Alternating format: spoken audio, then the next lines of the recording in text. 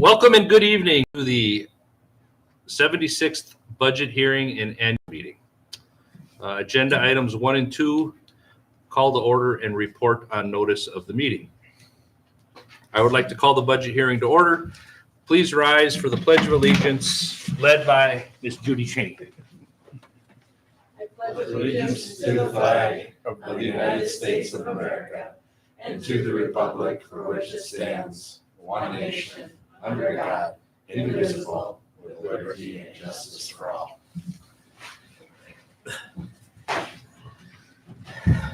The agenda was posted prior to the meeting and was published in the district's official newspaper, the Superior Telegram. The first notice was at least 10 days prior to the meeting, and the second was published not more than 8 days or less than 1 day prior to the meeting. A meeting notice was also posted throughout the district on the district webpage and published in the Connection. A summary of the budget was mailed to all box holders at least 10 days prior to the meeting, according to state statutes, and a detailed copy made available to the public on the same day. The purpose of the hearing is to explain the budget for the 25-6 school year and then allow citizens to ask questions about the budget and make suggestions to the board about the budget. Ground rules. The ground rules for the meeting are as follows. I would say this considers a large crowd. You can read through them there, Mr. All right. Summary. All speakers should rise and be recognized by the chairperson, move to the podium and state their name and village or township and proceed with their presentation. Each speaker will be allowed one turn to make their presentation. All people making motions should state their name, township, or village for proper recording. All questions should be directed to the chairperson. The person should be recognized before speaking. The minutes are not a transcript. It is a recording of motions and votes and decisions made of the agenda items. Any questions regarding procedures used or business proper for the meeting will be referred to Cody Fetchelcotter, interim superintendent for the district. Items 3 and 4, presentation of the budget. At this time, Mr. Cody Fetchelcotter, interim superintendent and business manager, will explain the budget. Sure. Yes, sir. With the ground rules, I think it's very relevant that the people in the district understand and know what the rationale is for anything that might be asked tonight. So I move that any questions that are asked are also included in the minutes for the annual meeting. You make a motion to do so, Mr. Yes, Strebler? I did. I said I move. Yeah, then I would need a second from someone. Beth Eberhardt, Town of Hawthorne, second. And then we need to, I'm not sure, should we do all those in favor say aye, or should we do by raise of hands? What would you prefer? All right, all those in favor, please say aye. Aye. Anybody opposed? Motion passes. Are you good there, Mr. Cody? Oh, Mr. Sorry. Eberhardt. Can I make a quick suggestion? Can we just move the podium over to the side a little bit so we can see? That's fine. Is it plugged in or is it? No, it's wireless, so we can get it off to the side. We do ask that people that are asking questions to please come up. It helps in the YouTube feed and making sure we pick up everybody's questions. So This be okay here? Well, that now he gets direct line, but everybody on the side can't see. Keep going. Put them over there. You recognize the voices. There you go. we got it. How about that? That would be lovely. Does it make the camera? But is that the mic you want us to speak into? Live? Yes, that one, whenever you go up. And we can see it on the camera, yes. Okay. At this time, Mr. Cody Fetchelcotter, interim superintendent and business manager, will explain the budget.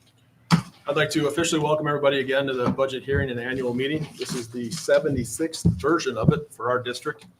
I want to do a quick introduction so we know who's here. We have to my left, Mr. Adam Landwehr, our board. Next down the line, Mr. Dan Cowley, our board treasurer. And to his left, Mr. Steve Probst, board clerk. Ms. Jen Keller is the executive administrative assistant to the superintendent, and the school board is with us as well. And my name is Cody Fetchelcotter. I am the interim superintendent and business manager for the district. So a couple of things that we have, handouts for those that are here. We have two different handouts. Handout one is the informational handbook. Then handout two is the budget proposal. We will talk through both of these tonight. The informational handbook includes the budget hearing, annual meeting agendas, the 2024 meeting minutes, the treasurer's report, enrollment information. So it's kind of a summary of the different educational opportunities that we provide to our students, along with some information around how many students come to us and then last year's report. The second booklet, the larger booklet, is our budget proposal. This contains the budget definitions by funds and by account codes. I will talk more about that here in a little bit.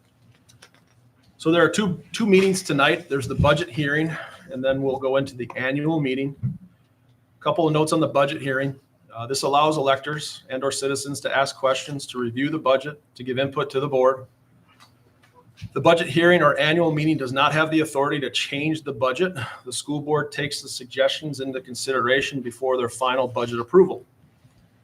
The budget is not approved at this meeting. The tax levy necessary for proposed budget is recommended at approval on the October 13th board meeting.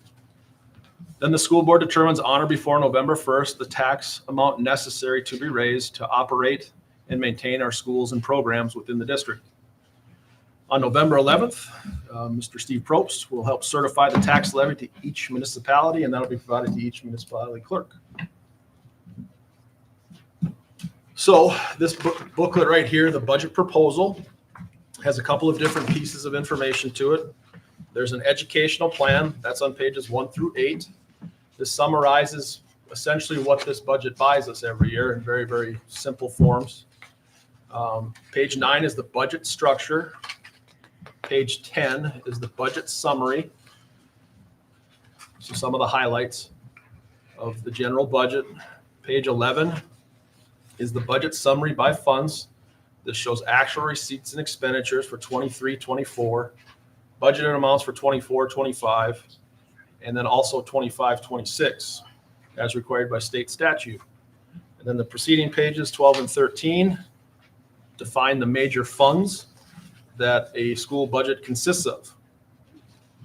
The format of the budget is developed in accordance with Wisconsin Uniform Financial Accounting requirements.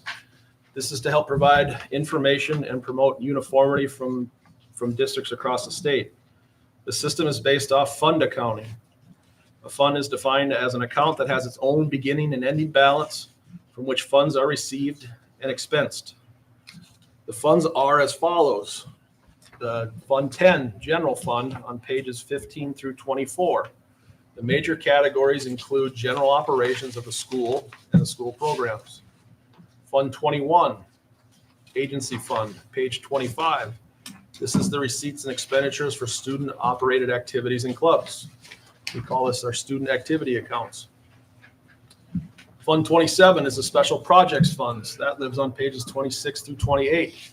This includes money received by from the federal government and designated for programs such as students with disabilities and special education. Debt Service Fund, pages 29 through 32. These are receipts, expenditures for paying off our debt as a district. Page 33 is our Capital Projects Fund. This is the fund where receipts and expenditures are recorded for construction projects, including capital maintenance. Please note the annual meeting agenda item does include a resolution for the district to continue to implement funding for Fund 41, which is our capital expansion fund. I'll talk a little bit about that one in a bit. Food Service Fund, pages 34 through 36. As one would guess, this is where we record receipts and expenditures for our food services programs in all of our buildings. And then Fund 80, the Community Service Fund, page 37. This fund records operating community service programs, particularly for our district, that is middle school extracurricular activities. So moving forward on some of the highlights here, the proposed budget is for the continuation of and to maintain the same basic programs as that were provided last year. These programs include some of the following. The district continues to offer a 4-year-old kindergarten program on site at Northwestern Elementary and Iron River Elementary. The 4K program is open and accessible to all age eligible children that live within the district at no charge. The district also offers Tiger's Den, which is a fee-based before and after school childcare program for students in grades 4K through 8th grade during the school year on weekdays when school is in break, minus holidays, and throughout the summer. The in-school offerings for students in grades pre-kindergarten through 8th are essentially the same as last year.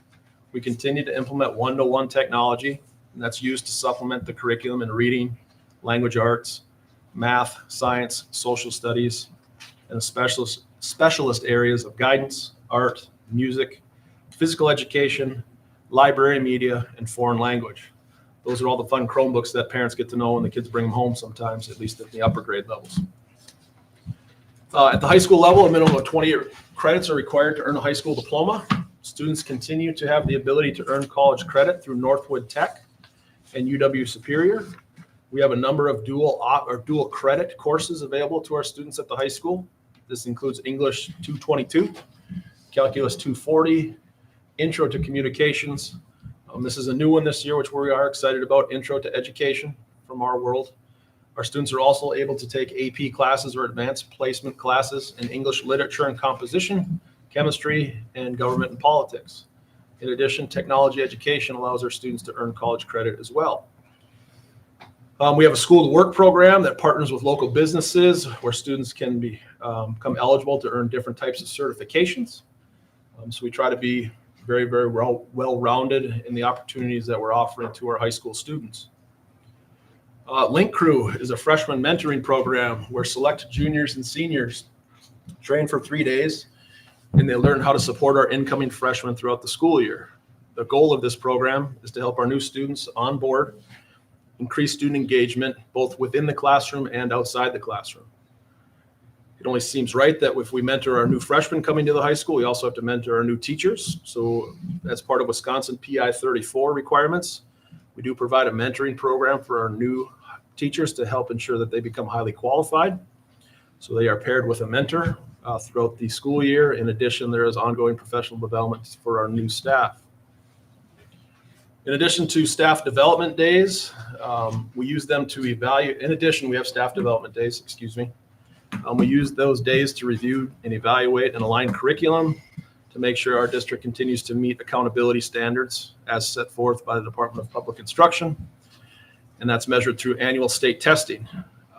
Each year, schools receive 1 of 5 ratings based on overall scores that result from performance in the following priority areas. So we want to see student achievement, we want to see student growth, we want to see gaps being closed in our data if there's a gap between a subgroup compared to another, and we want to make sure our students are on track to graduate.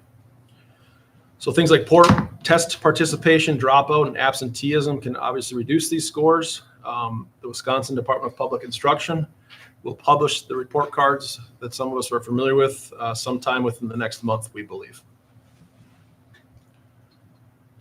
Students also receive a beyond educational program, and they have plenty of opportunities for extracurricular and co-curricular activities. Students may participate in fine arts, such as forensics, drama, band, choir, athletics, and the high school and middle school have over 25 club activities that students can be a part of. The district believes that this is an integral part of a well-rounded educational program. So that's a lot of the summary of the informational handbook, just some of the highlights and what we try to do day in and day out here at Northwestern. Moving over to the proposed budget book, everybody here.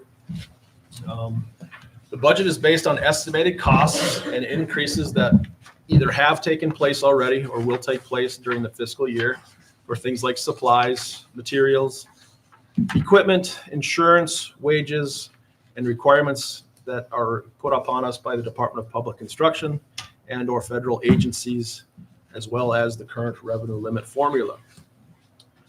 So if you look at page 11 of the budget book, it's going to talk through a little bit of what I have here. So section 6590 of the Wisconsin state statute requires districts to annually publish a budget summary by all funds. The first summary shows general fund, debt service fund, and community service fund. These are the only funds that affect the local tax levy and state aid. The remaining funds operate with transfers from the general fund and or other local and or state aids. The summary of these funds, receipts, and expenditures are at the bottom of page 11 on table 1. State law requires that 5 columns are shown for presenting the budget. These 5 columns include account definitions by major account groupings, codes in our series for major account groupings by revenue, by expense, and then the prior year, so the 2023-24 actual, the budgeted 24-25 amounts, and the proposed budgeted 25-26 school year amounts.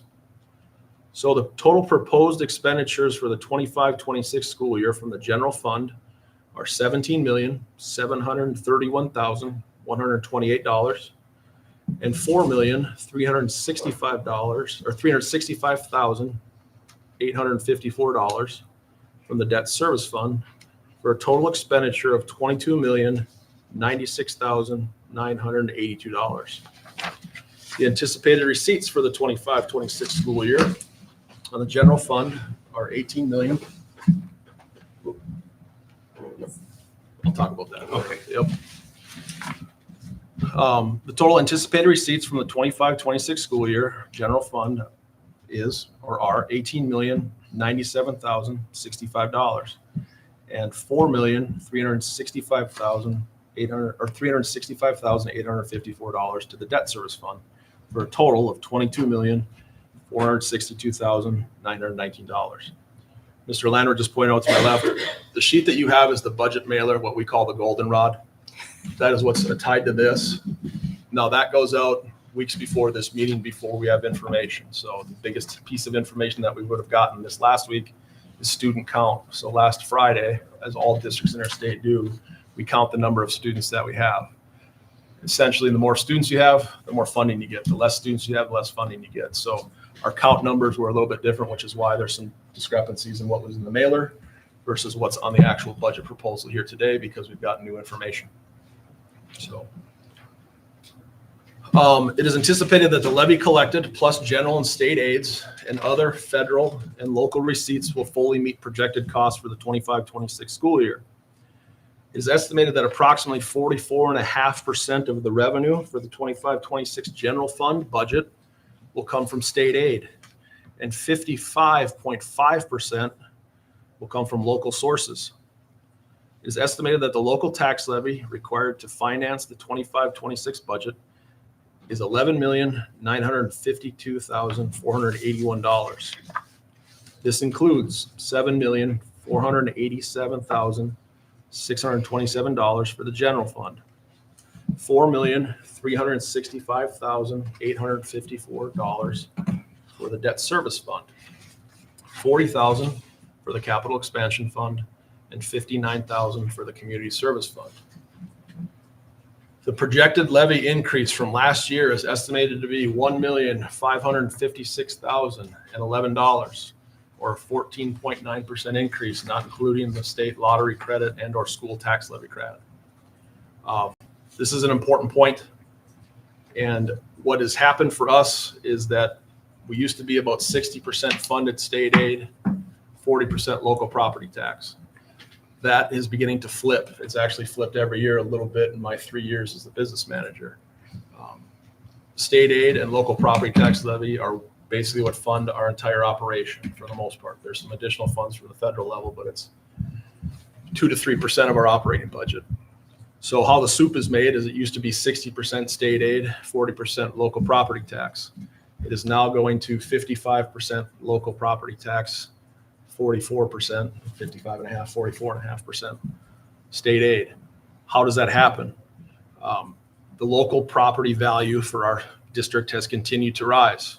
5 years ago, it was roughly $900 million. It is projected to be north of $1.7 billion when we get the certification aid dollar amount October 15th. At the very simplest, the more land value you have per student, the less state aid you get. So How does the local property tax levy go up, but the school district doesn't get more money? That's exactly how. It's an inverse relationship. The more state aid you get, the lower your property tax level. The less state aid you get forces the district to either make a decision on making cuts or to levy that dollar amount. So this is a change that is large and drastic, but it's related to basically over $1.1 million less in state funding. That coupled with some inflationary increases in the new revenue limit formula of $325 is what accounts for that additional dollar amount. It's important that I get that out in the community, and more information will come around that. Other information, the anticipated enrollment for the 25-26 school year is approximately 1,261 students, and state aid is based off of membership. That anticipated number is 1,217. So how do those numbers differ? So we have roughly 1,260 students walking through our door. Students that are early childhood and or 4K do not count as a full-time enrollment. They count as a part-time enrollment because they're not here the entire time. So that's where you get the differences in the numbers in terms of enrollment versus membership, if that makes sense. Budgeted revisions from the 24-25 school year will be approved at the regular October 13th board meeting. These adjustments are going to be primarily a result of matching actual audited expenditures and revenues to the budget. So I'll talk more about that in the October meeting. So we are to the point now where anybody from the community can ask questions if they wish.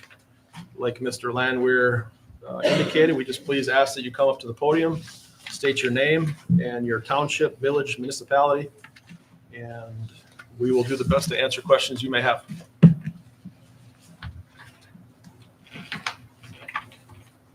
Not all at once.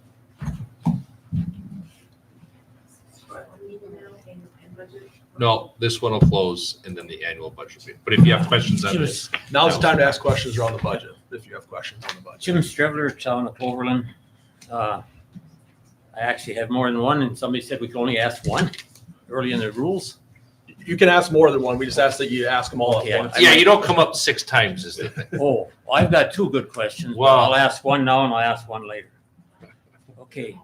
On the actual for 23-24, we had revenue of 1.3 million more than what we had expenditures. So was that money put into our fund balance? And then what is our fund balance at now?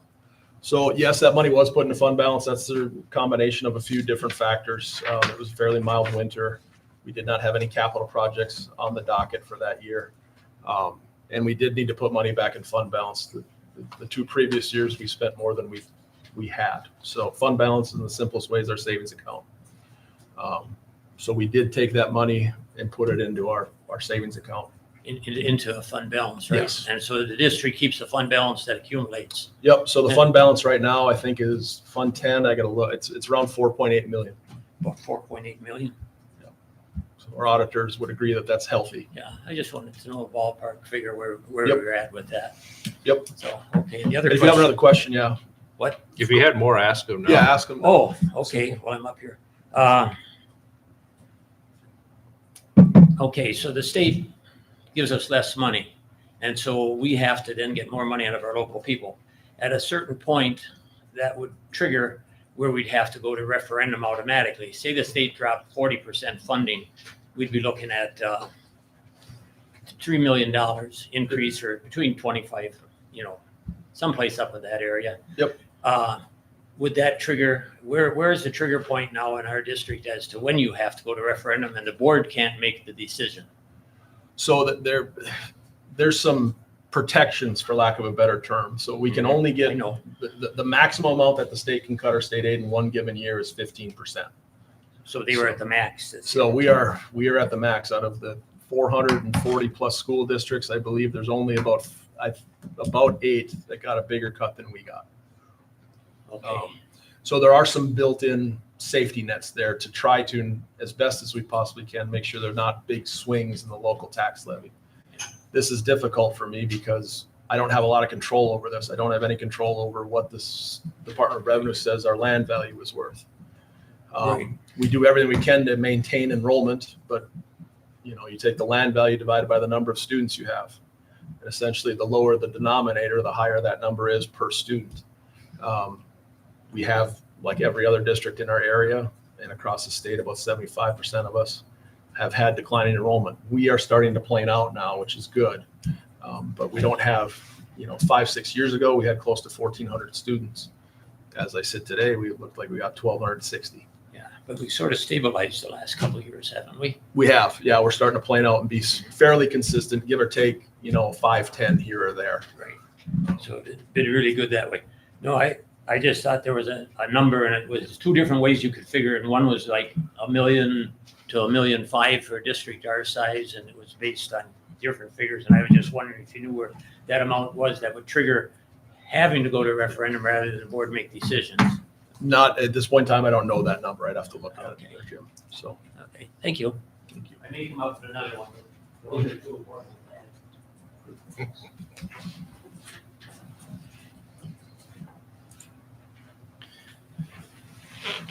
Other questions on the budget?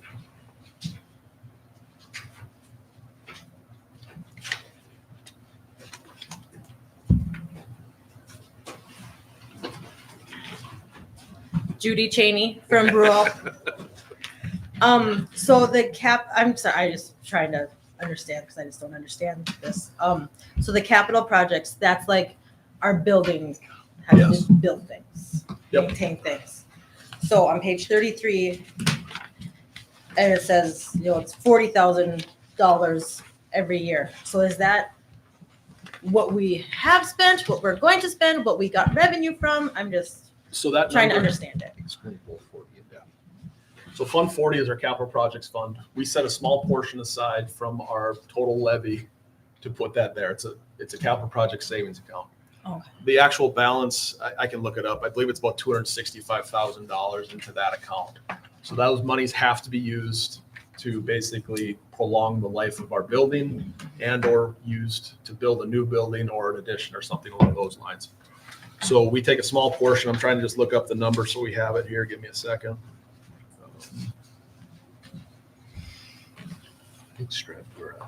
Stafford put that. Yeah. So this has been in place now for 10, 15 years. It's been a while. I'm looking to Wendy from a historical standpoint. So right now we have roughly $241,000 in our capital projects fund. Okay, so this That- isn't money that we have spent. This is money that we have tucking Put- aside for Yep. So a new roof or Yeah. the resolution would be to put an additional $40,000 into that fund. okay. I would like to put more than that in there, but it gets to a point where it's under the revenue limit. So the more money we put in there, it means less money to operate, to do the things that we do. So it is a balancing act to try to put money away for capital projects and then Okay. also continue to operate our district. Okay, yeah, I was just didn't understand how Yep. it worked. So perfect, thank you. And I had another one, but I lost it. So thank you.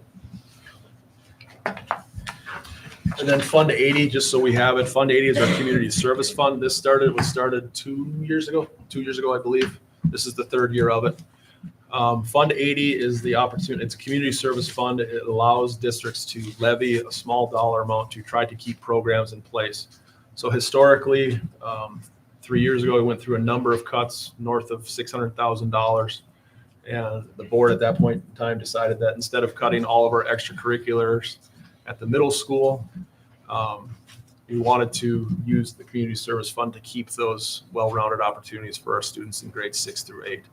These are available to not only our students, but students that live within our district, whether they attend here or not. So that could be homeschooled, could be homeless technically as well. Students that may be open enrolled to another district but want to access our extracurricular activities for whatever reason. But that applies just to the 6-8 middle school level. So that funds transportation, coaching salaries, building lead salaries. And I do want to reiterate, it is all programs down there, whether it be fine arts and or athletics.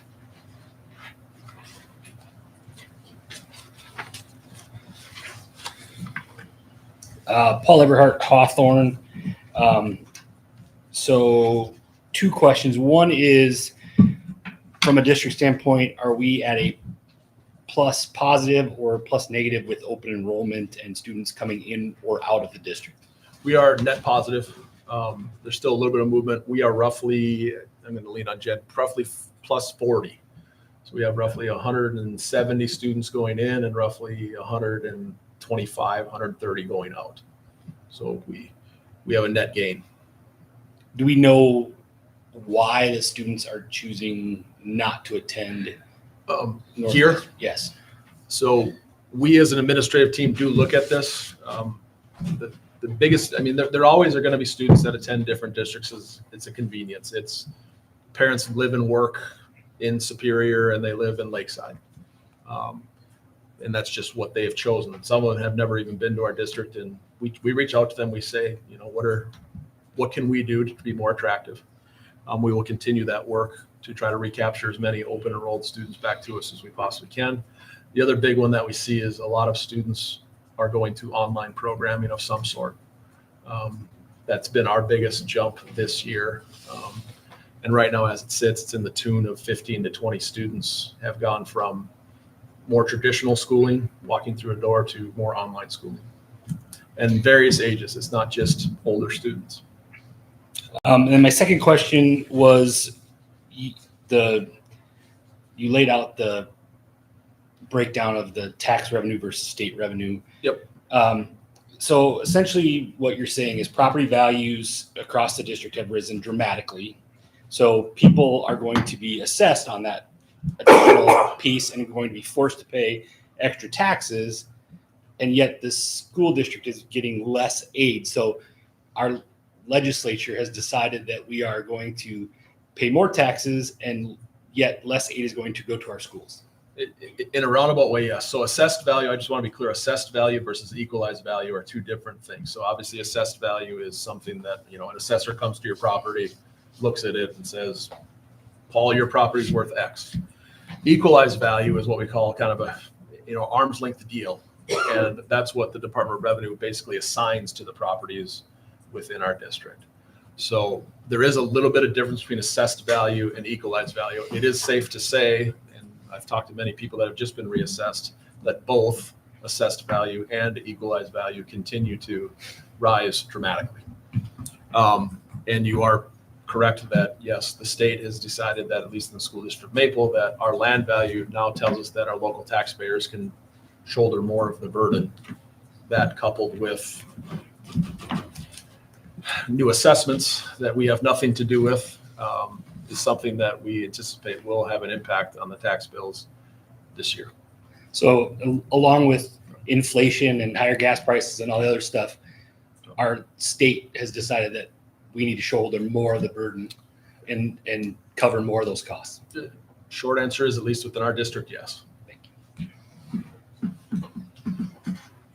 And I do think it's important to note that we don't get, you know, state aid is not in addition to, it is the teeter-totter. You get one, you get less of the other.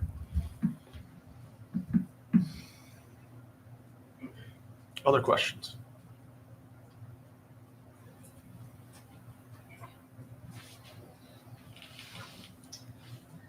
Beth Eberhardt, Town of Hawthorne.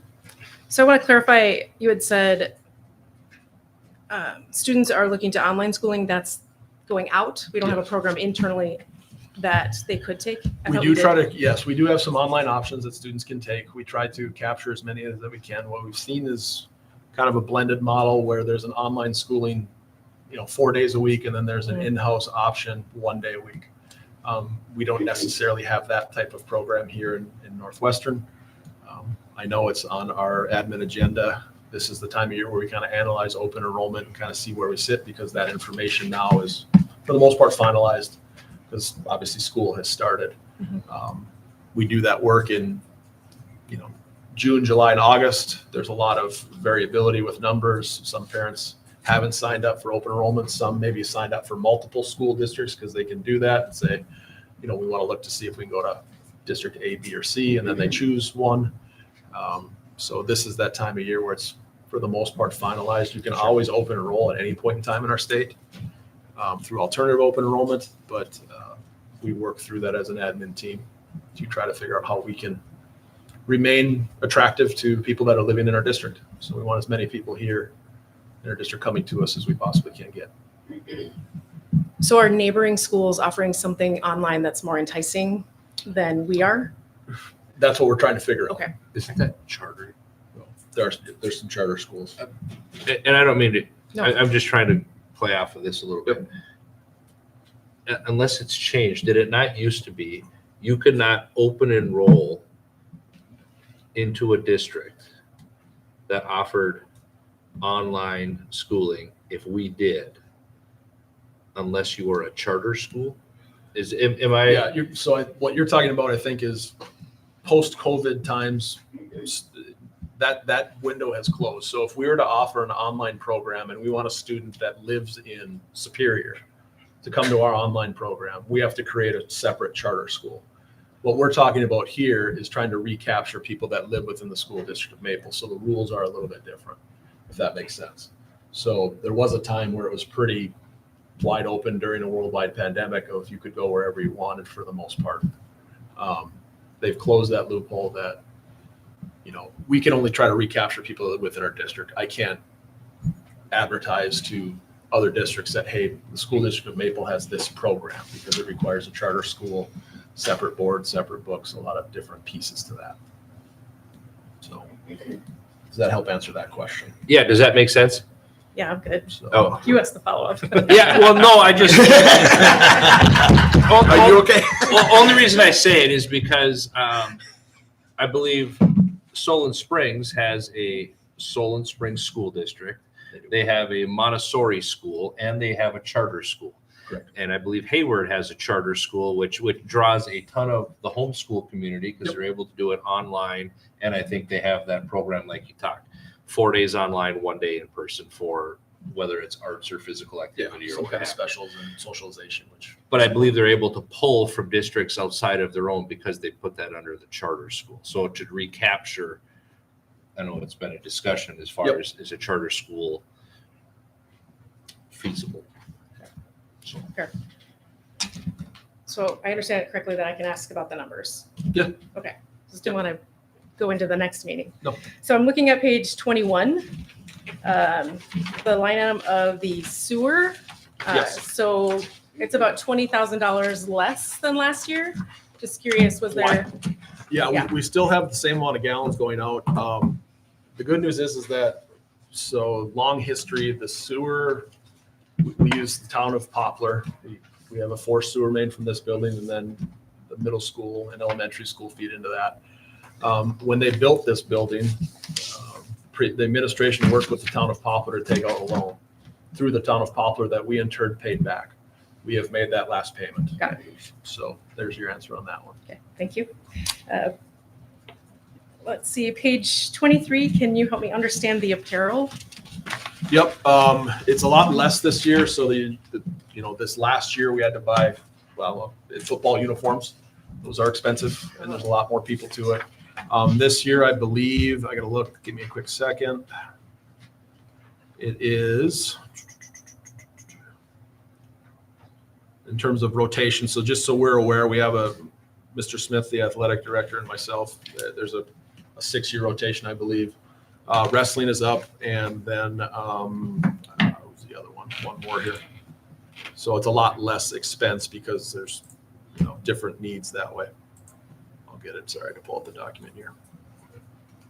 Just to give it to you who it actually is. I'm good. It's Okay. a lot less. It is I'm a lot fine. less, but the reason being is that there's 2 sports, less expense. Wrestling, I know, is one of them. On that same page, are we buying another bus that's 110,000 for? Yep. Okay. We need to purchase a handicap accessible bus. We have a bus that we know will not make inspection. It was passed for this year. We know that it will not Yep. make it for next year. So Understood. towards the end of this fiscal year, we will end up having to purchase a handicap accessible bus. In regards to the Fund 80, are those middle school students also paying a fee like the high school students do for, No. what is the reason for that? Well, Or once has we that been- once we created a community service fund, we can no longer charge students for that. That's part of the rules of a Fund 80. So there should not be any fees with regards to extracurricular activities at the middle school level. By rule, we can't charge.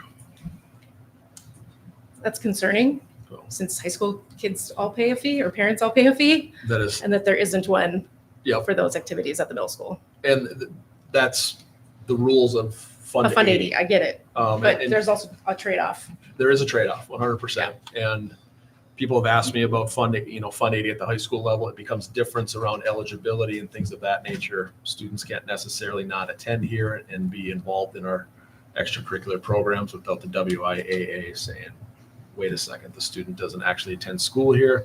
How are they playing for your, basketball program, volleyball program, whatever it might be? Obviously, at the middle school level, we don't have sanctioned events. It's more about making sure our students get opportunities. Where at the high school level, there are things like records, playoffs, all that stuff come into play. Just finally, if there's a form letter that the district office has that can be distributed to parents and community members to just submit to our lawmakers, I'd be happy to do that to everyone that's in my district to let them know the concerns that we have. Yep. And behind the scenes, we are talking to our lawmakers, our I understand, representatives. But the more voices, the better. Yeah, absolutely. It's just Thank you. sharing our story.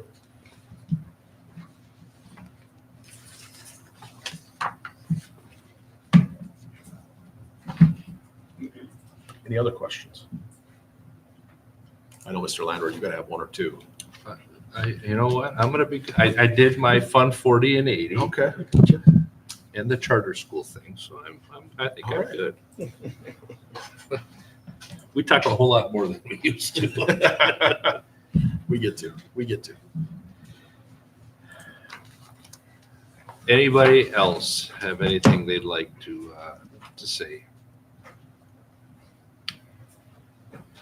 Mr. Strebler.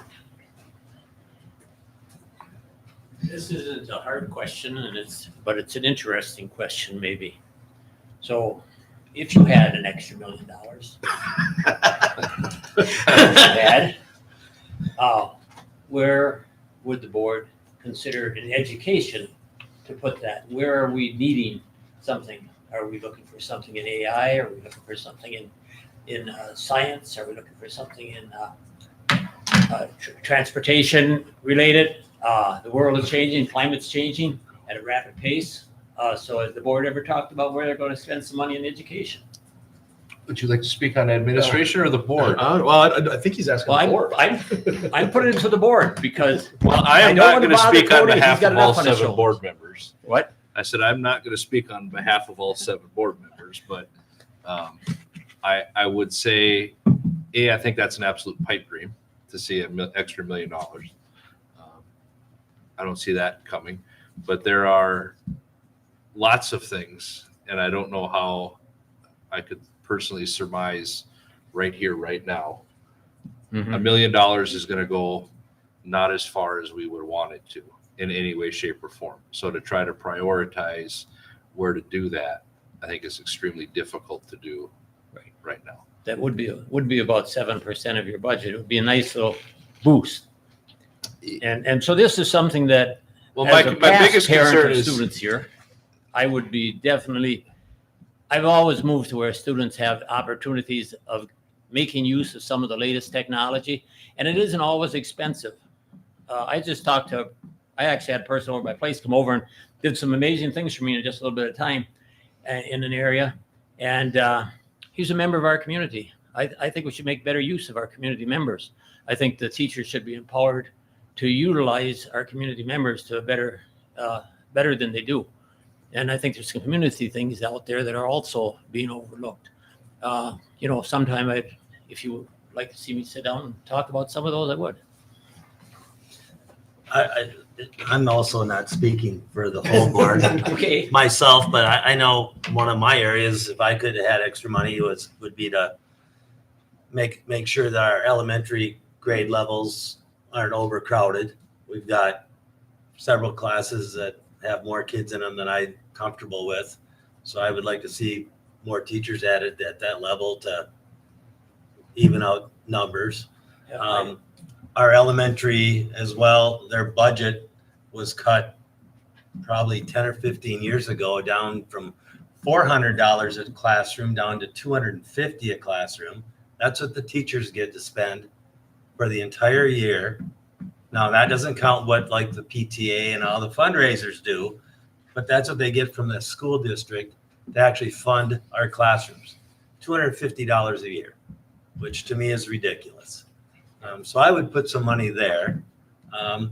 Also, I think the ability to go on field trips and things like that, not having to raise the money yourself to go on a field trip, but to actually have the school district provide funding for, when I was, 15 years ago teaching anatomy physiology, we would take the whole class up to UMD and go to cadaver labs and go all over the place to see, really cool stuff. And that sort of thing just doesn't happen anymore because there just isn't money for it.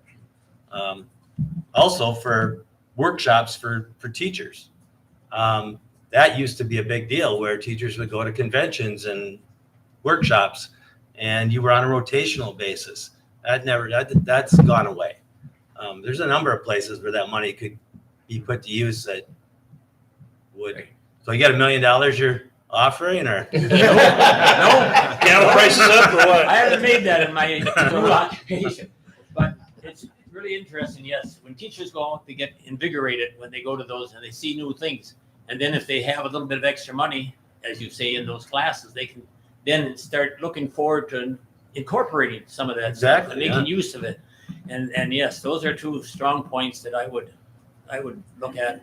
And yes, there are some things out there that would help invigorate the students. And then you're more involved with the parents too. If the students are happy, the parents are happier. And it keeps them occupied rather than unoccupied and finding other things to do. Very true. Anyhow, I thought I'd throw that out there. mm-hmm. Thank you. We'll take it if anybody wants to offer. Yeah.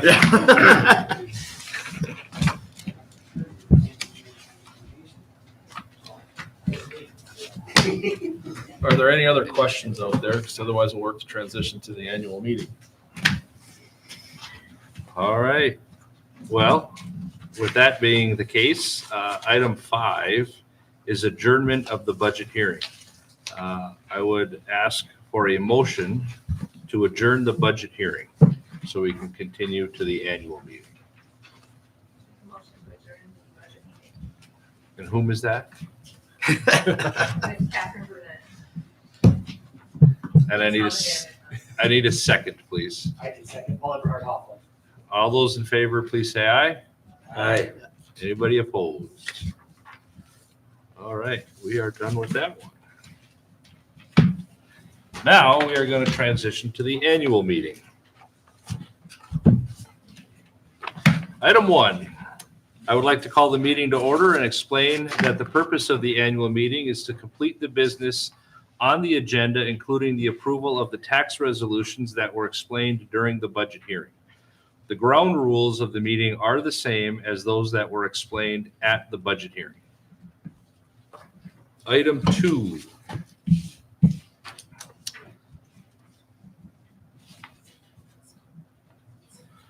I would like to call the annual meeting to order and report that the agenda was posted prior to the meeting and was published in the district's official newspaper, the Superior Telegram. The first notice was at least 10 days prior to the meeting, and the second was published not more than 8 days or less than 1 day prior to the meeting. A meeting notice was also posted throughout the district on the district webpage and posted in the connection. Item 3. At this time, Mr. Steve Probst, our school board clerk, will conduct the election of the chairman for the meeting. Nominations are now in order for chairperson of the annual meeting. I would like to nominate Mr. Landwehr to be the chairperson for our annual meeting. Are there any further nominations? Are there any further nominations? If not, nominations are closed. Mr. Landwehr is the chair for the 2025 meeting. Congratulations. Thank you all so much. Did you have something, Mr. Strebler? Yes, our victory right, you have to ask 3 times anymore nominations, not twice. We'll do it one more time. All right. Are there any further nominations? If not, nominations are closed.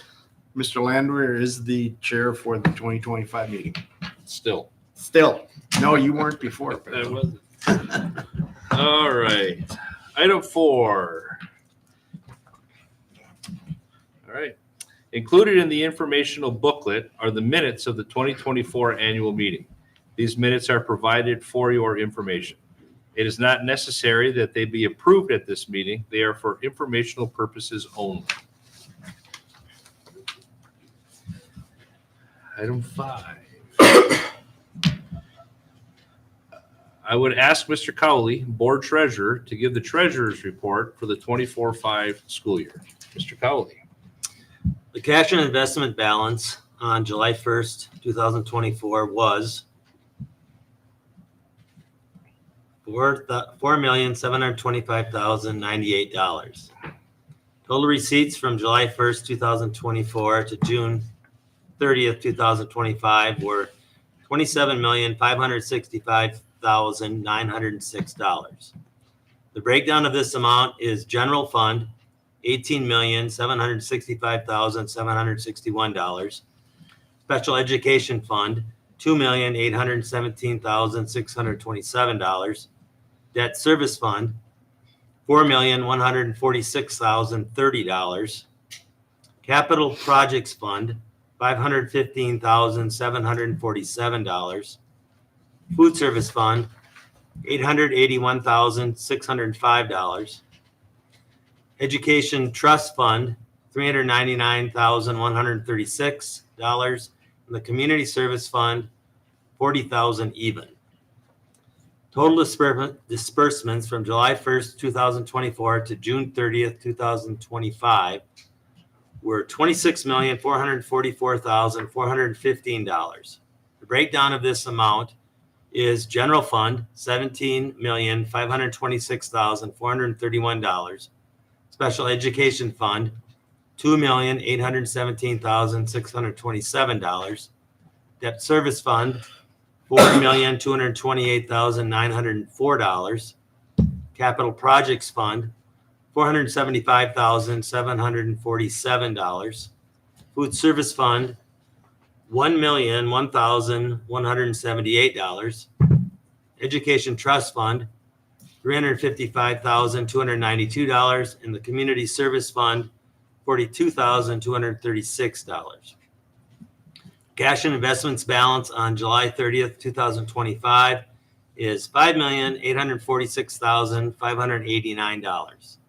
The breakdown of this amount is general fund, $4,800,367. Special education fund, $0. Debt service fund, $221,601.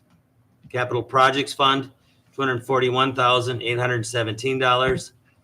Food service fund, $47,831. Education trust fund, $534,973. And the community service fund is at $0. Thank you, Mr. Cowley. At this time, I would request a motion to approve the treasurer's report. Jim Strickler, I so move. And a second. Second. Thanks, Coach. All those in favor, please say aye. Aye. Anybody opposed? Motion passes. Thank you. Item 6. Mr. Fetchel Cotter will read correspondences received from the CPA firm Clifton Larson Allen stating the positive results from the 2024-25 audit fieldwork. Thank you, Mr. Landwehr. I have a letter from Mr. Jonathan Sherwood, CPA principal from Clifton Larson Allen. It's dated September 18th, 2025. It says, the Board of Education and taxpayers of the School District of Maple. The field work for the audit of the financial statements of the School District of Maple for the year end June 30, 2025 has recently been completed.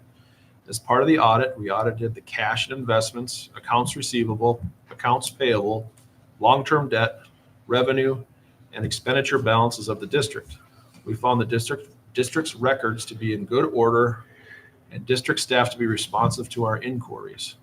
The information presented in the treasurer's report is in agreement with our audited amounts. The formal audit and financial statements and a management letter will soon be available in the district administrator's office for distribution to the Board of Education and for public review. Sincerely, Jonathan Sherwood.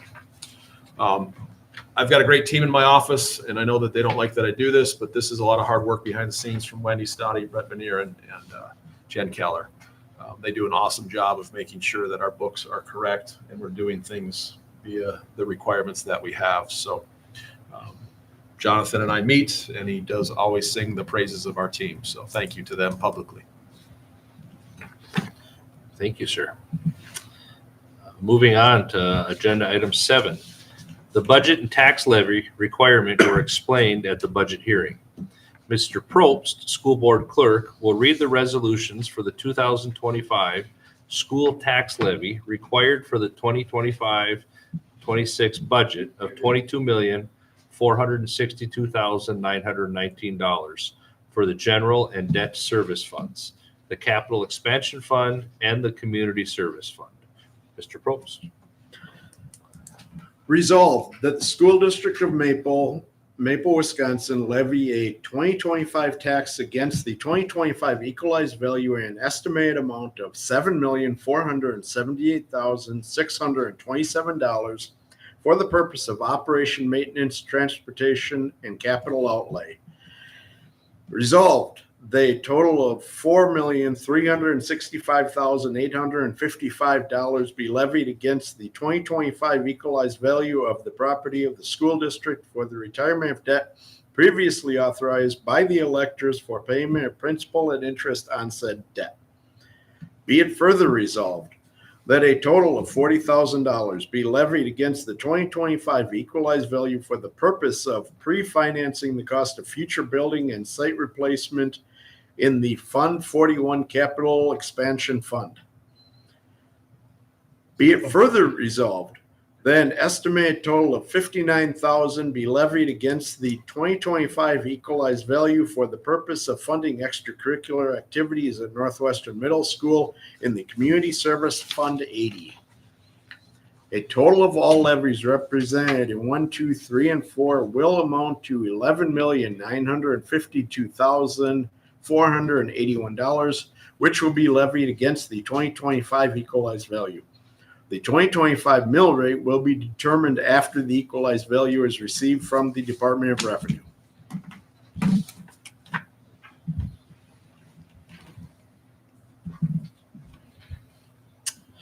Thank you, sir. With all of that being said, a motion is necessary to approve the tax resolutions. So at this time, I would entertain a motion and a second to approve the tax resolutions just read. So Wendy Stotty, Maple. And a second, if anybody is. We have a motion and a second. All those in favor, please say aye. Aye. Anybody opposed? Motion passes. Thank you. Item 8. Report on the annual revenue limit exemption for energy conservation per section 121.91.403 of the Wisconsin statutes. Mr. Fetchelcotter, please enlighten us. There you go. So this is an annual thing that we do at this meeting. Back in 2014, our district used a energy efficiency exemption and borrowed $4,496,480. And those dollars went to an HVAC full replacement for Northwestern Elementary School. Part of the requirement of this is to provide our taxpayers with a little bit of an update on the project in terms of the cost savings. So this upgrade provided fresh air to all areas of the schools, including classrooms, which could not be achieved in the obsolete aging system. The annual expected savings of the system was $55,838, and this was exceeded by the realized performance saving of $59,644. In addition, there is a capital cost avoidance savings of $63,517. So this 2014 project was funded off of a 20-year obligation bond. So we will do this exact same thing next year.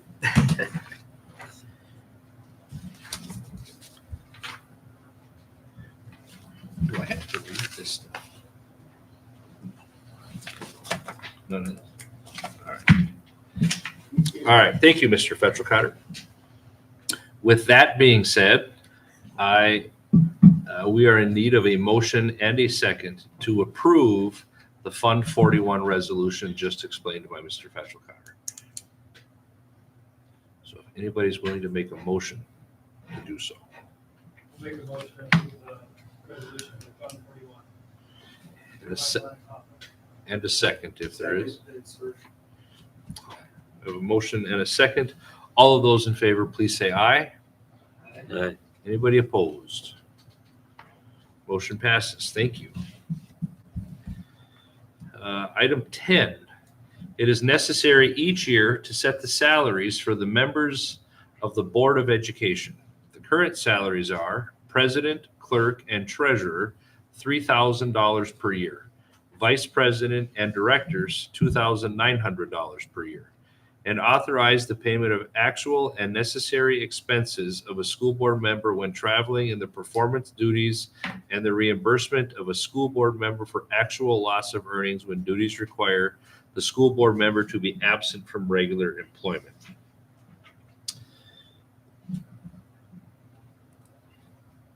That being said, I would entertain a motion and a second to do whatever y'all want. When was the last time they were raised?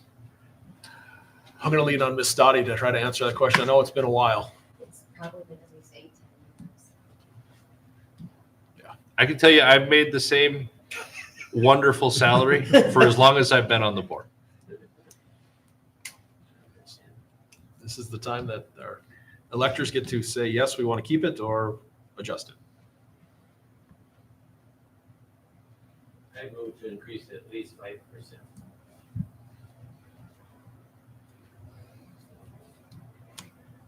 Are you making a motion to do so, Mr. Strebler? I move to increase it 5%. Minimal.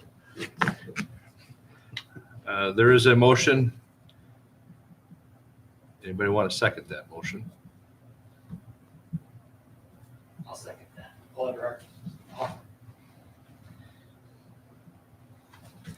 We have a motion and a second. All those in favor, please say aye. Anybody opposed?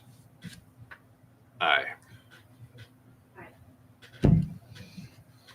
1, 2, 3, 4, 5, 6, 7, 8 opposed. So now I need to count how We might many have to are count in it the out room. here because we're close. All right, so all the ayes, please raise your hand. 1, 2, 3, 4, 5. We lost. Just go. All right, Good duty you guys do. We appreciate all of it. it did not pass. I'd like to make a motion that it stays the same, and also like to thank our board members that currently donate what they receive back to the district. And who are you, pretty lady? This is, you might want to come on to camera so that way they don't have any issues with our board president, please. We're popular. Did we get that in the mic? Make sure we got that one in the mic, please. Try and keep it in mind. We have a motion. I would entertain a second. All those in favor, please say aye. Aye. Anybody opposed? Aye. Huh? All right. I don't do it for the money. It's all the fame. And I want to make sure that everybody knows I'm not up here to get a check. It passes. Thank you all on behalf of the board. Item 11. A motion is necessary to authorize the school board to schedule the budget hearing and annual meeting at a time other than the fourth Monday in July, according to Wisconsin State Statutes 117.08-09 and 117.27, No annual meetings can be scheduled before May 15th or after October 31st. So I think this is just giving us authorization to set a meeting during the specific time. So historically, we've always done it the fourth Monday of September. Now, I know historically, we've done it at this time. Last year, I believe there was some conversation about starting it at 6. It does not matter to me. I move to let the board set the annual meeting for next year. Just right.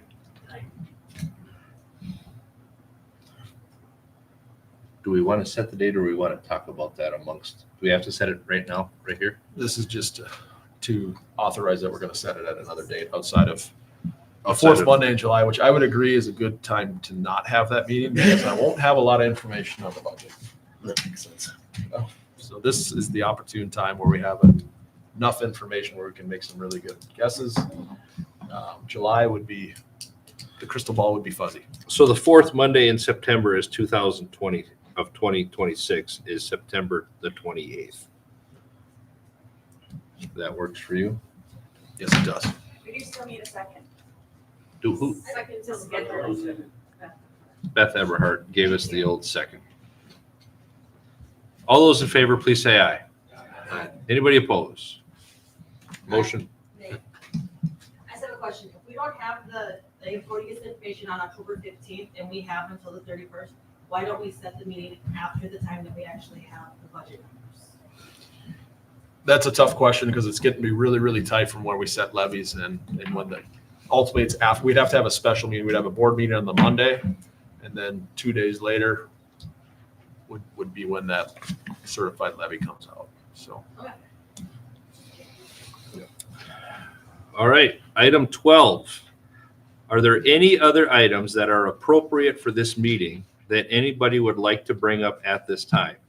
Noting, if they are not items defined for the annual meeting, they should be referred to at a regular school board meeting, which I believe are the second Monday of every month at 5 p.m. Next one is October 13th.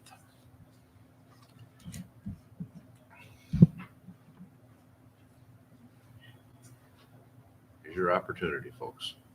Mr. Strebler, I would be, yeah, there you go. Oh, we're not there yet. That's my next one. Out over the ski. Item 13, I guess I want to give everybody, is there anybody that wants to say anything before we move to the next one? All right. Item 13, we're going to adjourn this here meeting. So I need a motion and a second to adjourn this meeting. I move to adjourn. And a second, please. I'll second. All those in favor, please say aye. Aye. Anybody opposed? Thank you all very much for attending. Thank you. Yeah.